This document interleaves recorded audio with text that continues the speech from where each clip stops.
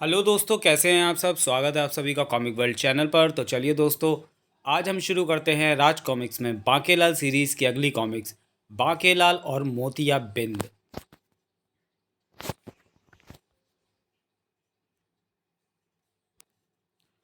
बांकेलाल और मोतिया बिंद। विशालगढ़ के भयंकर वन में एक शाम। हम तुझ पर प्रसन्न हुए बस मोतिया बिंद, अब प्याज काटना बंद करो। आपके दर्शन पाकर मैं धन्य हो गया शैतान टपोरी। अगर आप मुझे कुछ दिन और दर्शन न देते तो मैं प्याज काट काट कर आपकी, मेरा मतलब अपनी आंखें अंधी कर लेता। हमें भी इसी भय से आना पड़ा। इस वक्त इस भक्त ने मुझे बुलाने का बेईमानी भरा रास्ता चुना है। मैं भी इसे सबक सिखाऊंगा। अब वर मांगो वत्स। मुझे मोतियाबिंद हो गया टपोरी देवता।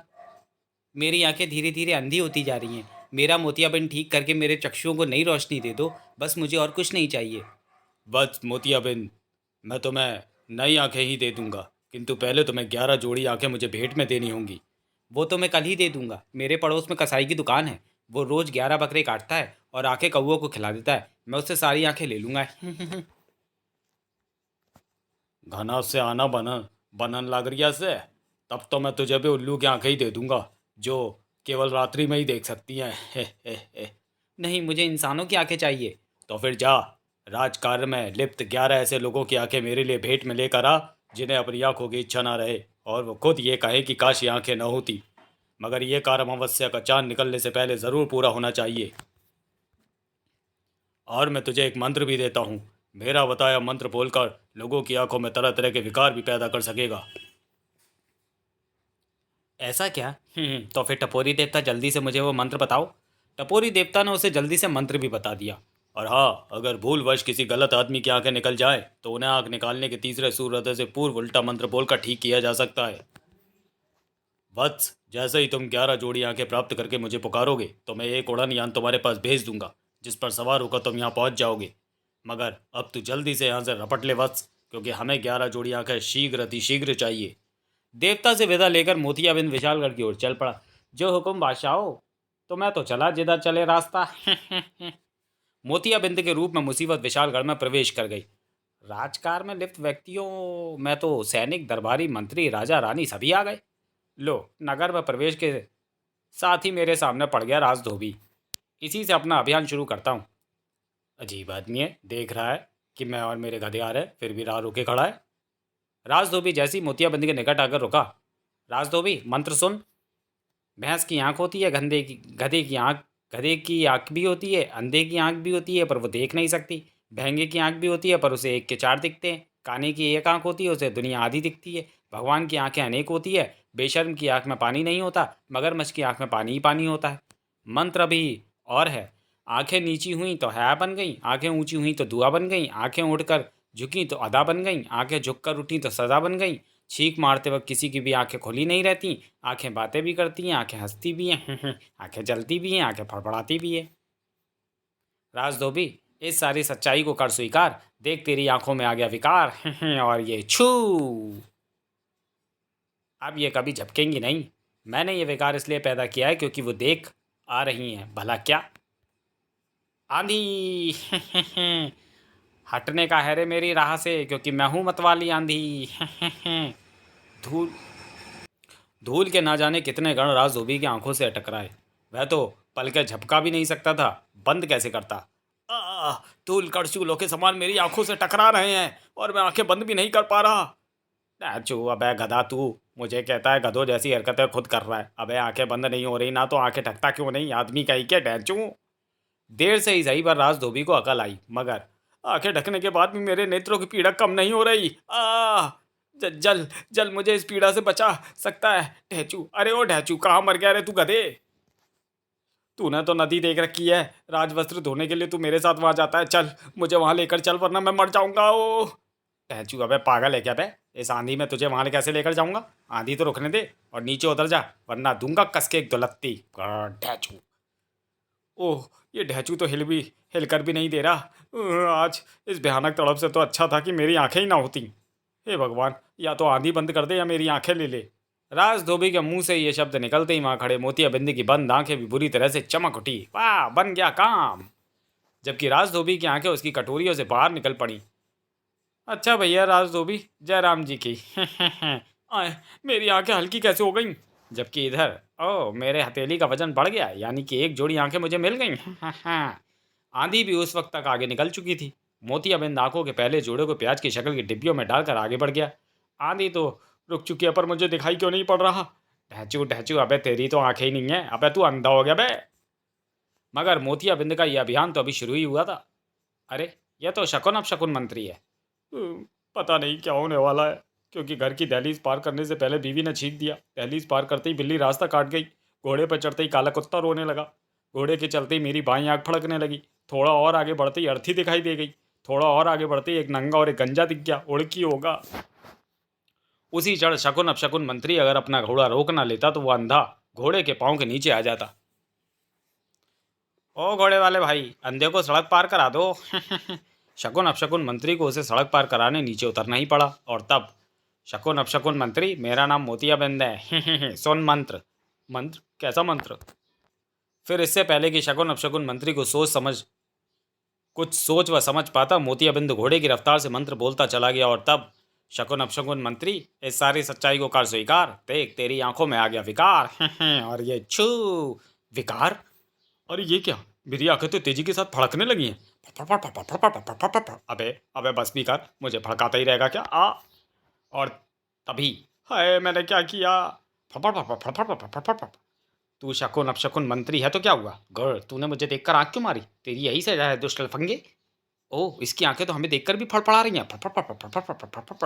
फोड़ दो इसकी आंखें, उतारो अपनी चप्पलें। अरे मेरी माँ बहनों, मुझे छोड़ दो, मैं बहुत शरीफ आदमी हूँ। ये आंखें मुझे नहीं पता क्यों फड़क रही हैं। ऐसे आदमी का तो मुंह काला करके गधे पर पिठाना चाहिए। फटफट। आंखें तो अभी फड़की चली जा रही हैं। हे भगवान, इन आंखों ने आज मेरी इज्जत का जनाजा निकाल दिया। ये दिन देखने से पहले मेरी आंखें क्यों ना फूट गईं। मुझे नहीं चाहिए ऐसी नामुराद आंखें। अरे, ये मेरी आंखों में कैसी हलचल हो रही है, जैसे आंखें बाहर कूदने वाली हूँ। अरे, मुझे दिखना बंद हो गया। मेरी आंखों की लालटेन बुझ कैसी गई? अरे कोई पकड़ो उसका मखत मोतियाबिंद को। शकुन अपशकुन मंत्री, अच्छा नमस्ते। हाय मेरी आंखें। और भड़का आंखें सुंदर युवतियों को देखकर। मगर इससे पहले कि मोतियाबिंद आगे बढ़ पाता, ठहर जा दुष्ट मोतियाबिंद।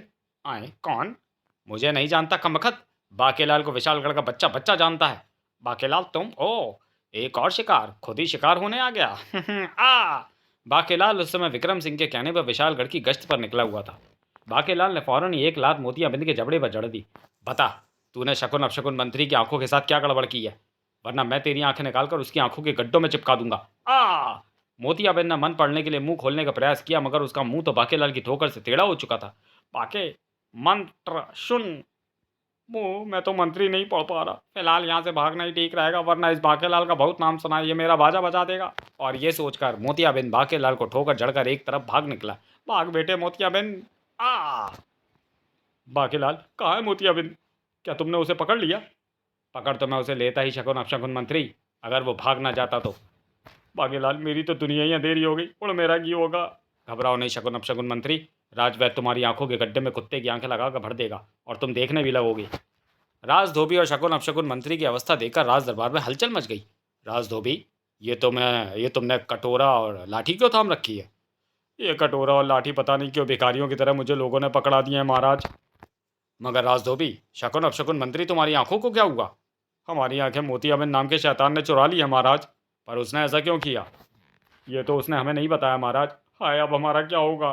सेनापति, फौरन लोगों को इस शैतान मोतियाबिंद के प्रति आगाह कर दो, और बाकेलाल, तुम उसे जल्दी से जल्दी पकड़कर मेरे सामने पेश करो। जो आज्ञा महाराज, मैं चाहता हूँ। मगर आज आने वाली थी सेनापति की शामत। भैया सेनापति, तनिक ठहरना। मेरी आंख में मच्छर चला गया, कृपा कर उसे बाहर निकालने में मेरी मदद करें। मैं आंख का मच्छर तलवार से निकालूंगा। तो फिर सुन मंत्र। मोतियाबिंद वायुयान की गति के साथ मंत्र बुदबुदाता चला गया। दूसरे ही पल, अरे ये क्या, मेरी तलवार कहाँ गई? पर हाथ में तलवार का मुट्ठा तो मैंने पकड़ा हुआ है। और वो आदमी भी कहाँ गया जो अपनी आँख का मच्छर मुझसे निकलवाना चाहता था? अबे कहाँ है बे तू? कहीं तो तू ही तो नहीं है मोतियाबिंद? मैंने तेरी निकट दृष्टि में विकार पैदा कर दिया है। और सेनापति, जरा हट के, जरा बच के, क्योंकि तू टकराने जा रहा है एक सांड से। कौन है भाई, क्या नाम है तुम्हारा? बा नाम। अबे, तेरे तो सींग भी हैं। अबे क्या पागल खाने से छूटा है? अभी बताता हूँ। बा! आ! अब पता चला कौन पागल खाने से छूटा है। मुर्गियों की आवाज़ें आ रही हैं, मगर एक भी मुर्गी मुझे दिखाई क्यों नहीं पड़ रही। मुर्गियों के बाड़ से निकला ही था सेनापति कि उसका पाँव कुत्ते की टांग पर पड़ गया। आई गंदा है क्या, देख कर नहीं चल सकता क्या। ये तो कुत्ते के गुर्राने की आवाज़ है। मैं कुत्ता ही हूँ, काट कर बताऊँ। पागल कुत्ते ने काट लिया, पर ये मुझे दिखाई क्यों नहीं पड़ रहा। पागल बोलता है तो फिर ले, दूसरी टांग पर भी काटता हूँ। ओ मर गया।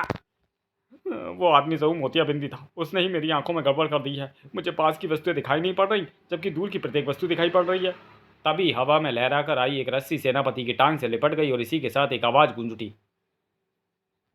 सेनापति जी साहब, साहब ये काटेगा तो नहीं।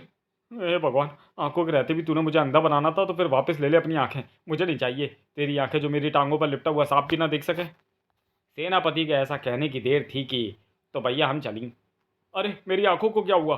होना क्या है, वो तो मेरे पास आ गई हैं। वो रस्सी मैंने ही तुझे डराने के लिए फेंकी थी। मोतिया बिन ने वो डिबिया भी अपने थैली में डाल ली। अभी वो आगे बढ़ा ही था कि ओ बाकीलाल तुम। बाकीलाल एक बार फिर उसके सामने आ खड़ा हुआ था। बाकीलाल ने आओ देखा ना था, टिश्यू। मोतिया बिन बच्चू, अब मैं तुझे और आंखें नहीं लेने दूंगा। आज तुझे पता नहीं होगा कि तू इस प्रकार लोगों की आंखें क्यों हासिल करता फिर रहा है। ठहरो बाकीलाल, मैं तुम्हारे प्रत्येक प्रश्न का जवाब तुम्हें दूंगा।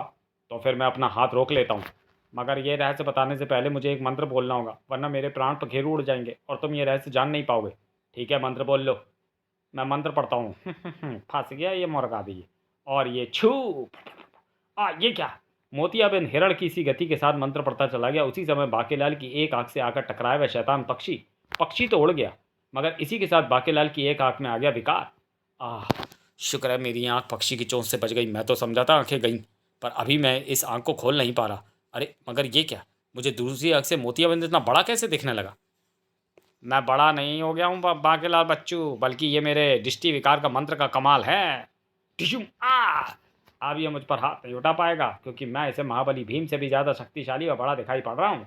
अब मैं मार मार कर इस चूहे का फुरकस निकाल दूंगा। मेरी आंखें, मेरी दूसरी सूजी हुई आंख खुल नहीं पा रही, और इधर मोतियाबिंद मुझ पर वार पर वार किए जा रहा है। बाकेलाल, मुझसे टकराने का अंजाम बड़ा भयानक होता है। देख, अब मैं तुझे अपने पांव तले कुचल डालूंगा। नहीं, इसे दूर ही रख शैतान मोतियाबिंद। ओह, ये सब इस आग के कारण ही हो रहा है। इससे अच्छा हो तो दूसरी आग की तरह ये आग भी बंद हो जाती। हे भगवान, या तो मेरी आंख में आया विकार दूर कर दे, या फिर तू ये आंख ले ले। बाकेलाल के इतना कहते ही उसकी आंख में गहरी हलचल हुई और बाकेलाल, उड़ तेरा की होगा। बाकीलाल का कुछ हो ना हो, पर मेरा काम तो बन गया। पर ये क्या, बाकीलाल की तो एक ही आंख बाहर आई, जबकि आना दोनों आंखों को बाहर चाहिए था। ओह, जब मैंने मंत्र बोलकर छू कहा था, तभी यह पक्षी बाकी की दूसरी आंख से आ टकराया था, इसलिए मंत्र एक आंख को लग पाया होगा। अब इसकी दूसरी आंख निकालने के लिए मुझे फिर से मंत्र बोलना होगा। मगर ये क्या, कई सैनिक मेरी तरफ बड़े चले आ रहे हैं। शायद किसी ने मुझे बाकीलाल से लड़ते देखकर सैनिकों को खबर कर दी है। फिलहाल तू यहाँ से धुड़की हो ले बेटा मोतियाबिंद। मोतियाबिंद के वहाँ से दफा होते ही आ पहुंचे सैनिक। तब तक बाकीलाल की सूजी हुई आँख खुल गई थी। बाकीलाल जी, आप ठीक तो है ना। अरे आपकी एक आँख कहाँ गई। अरे हाँ, आँख की जगह पर सिर्फ गड्ढा रह गया है, जैसे कंचे खेलने वाले पिल्लू का होता है। क्या इसका मतलब मोतियाबिंद मेरी भी आँख चुराने में सफल हो गया। उसने वो मंत्र मेरी आँख में विकार पैदा करने के लिए ही बोला होगा। मैंने अपनी दूसरी आँख को आगे भेज दिया है मोतियाबिंद को ढूंढने के लिए। बाकीलाल ने किसी प्रकार उन सैनिकों से पीछा छुड़ाया और आगे बढ़ गया। मोतियाबिंद को ढूंढना बहुत ज़रूरी हो गया है, क्योंकि अब उसके पास है मेरी आंख भी। जबकि इधर मोतियाबिंद पहुंच चुका था नारा मंत्री के सामने, जो उस समय भाजी तरकारी खरीदने घर से निकला था। हे भगवान, मुझे एक के पांच दिखाई पड़ रहे हैं। मैं टपंचू हो गया। इससे अच्छा तो मेरी आंखें ही ना होती। या तो मुझे ठीक कर दे भगवान, या फिर मेरी आंखें ले ले। नारा मंत्री के बाद वस्त्र एवं पोशाक मंत्री। मुझे दूर की चीजें पास और पास की वस्तुएं दूर दिख रही हैं। इस तरह मैं राजा के वस्त्र कैसे सिल पाऊंगा। मुझे तो महाराज सूली पर चढ़ा देंगे। हे भगवान, मुझे नहीं चाहिए ऐसी धोखेबाज आके। मूर्ति बनाने के लिए चिकनी मिट्टी प्राप्त करने के लिए निकले मूर्तिकार की आंखें भी संकट में थी। ये क्या हुआ, मेरे नेत्रों को नीचे की वस्तु ऊपर और ऊपर की वस्तु नीचे के दिखाई पड़ने लगी। हे भगवान, मुझे नहीं चाहिए तेरी पंगेबाजी आंखें। नई कूची लेने निकले चित्रकार की आंखों पर भी मंडरा चुका था खतरा। मेरी आंखों का रंग दिखने मेरी आंखों को रंग दिखने बंद हो गए। एक चित्रकार की आंखों के साथ ऐसा भयानक मजाक करते हुए तुझे लज्जा ना आई भगवान।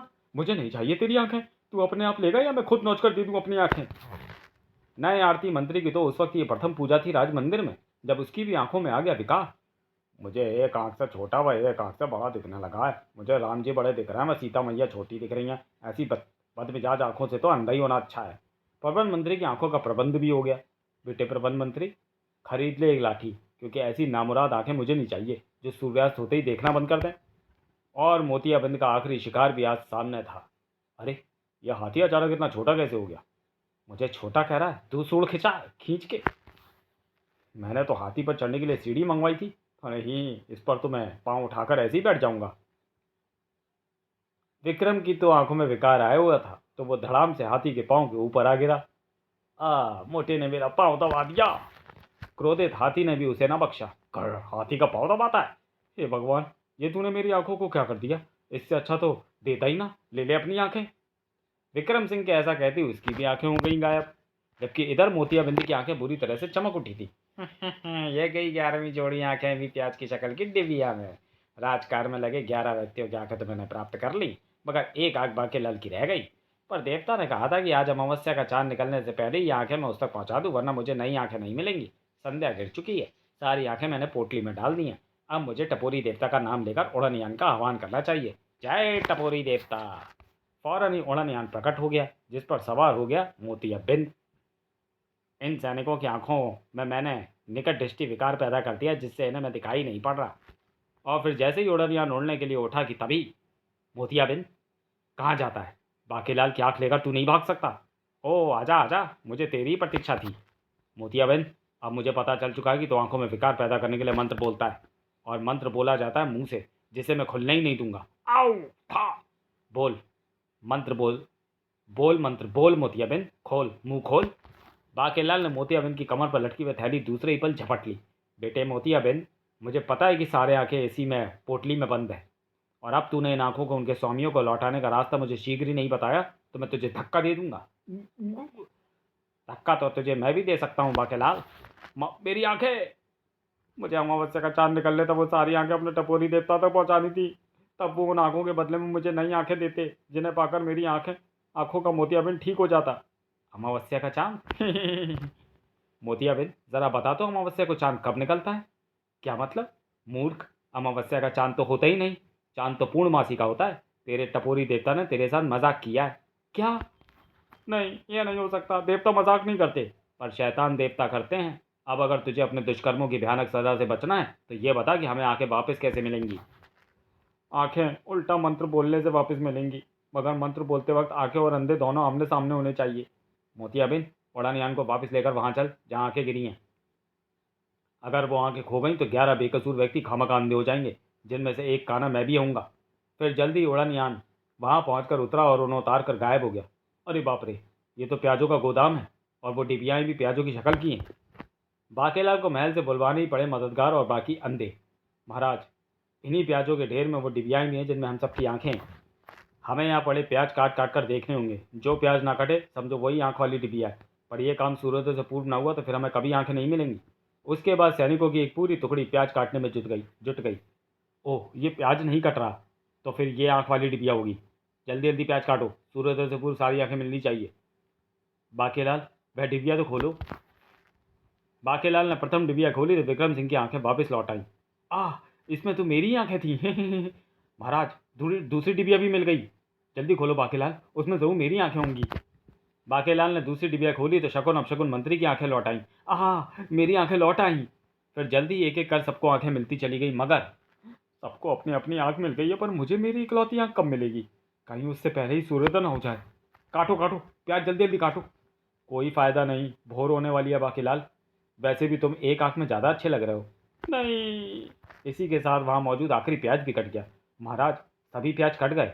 नहीं, एक प्याज और होगा, ढूंढो, उसे भी ढूंढो। बाकेलाल, कहीं वो प्याज कोई सब्जी बनाने के लिए तो नहीं ले गया? नहीं, ये भोले शंकर, तू मेरे साथ ऐसा भयानक मजाक नहीं कर सकता। अब कुछ नहीं हो सकता, क्योंकि मेरी बाईं आंख फड़क रही है। बाईं आंख तो तुम्हारी फड़क रही है, तो बुरा मेरा क्यों हो रहा है? और तभी चीख पड़ा नारा मंत्री, ठहरो, एक प्याज वो रहा नाली में। नारा मंत्री के मुंह से ये सुनते ही खुद बाकेलाल उस प्याज पर झपट पड़ा। यह असली प्याज नहीं है, यही है, यही है। बाकेलाल ने एक झटके के साथ खोल डाली वह डिबिया।